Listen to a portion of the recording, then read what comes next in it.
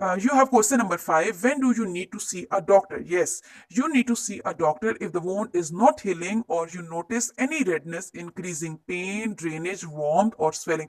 So these are the conditions that if you find your wound is not healing, or such signs you are going to notice, like which are accompanied by redness.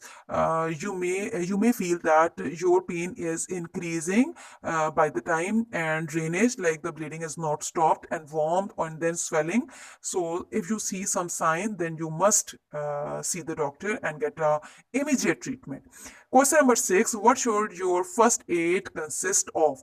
Okay, a first aid kit consists of the following items: first aid book, plasters, bandages, gauze and adhesive tape, antiseptic wipes and cotton wool, safety pins and tweezers, scissors, latex gloves, calamine lotion, clinical thermometer, and analgesic tablets. Okay, our first aid kit must consist of the following items. And number one, as you know, the first aid book, which explain the methodology and how to treat the injured people, then sticky plaster, plastic bandages, gauze and adhesive tapes, antiseptic wipes and cotton wool, safety pins, tweezers, scissors, latex gloves, calamine lotion, the clinical thermometer, and the analgesic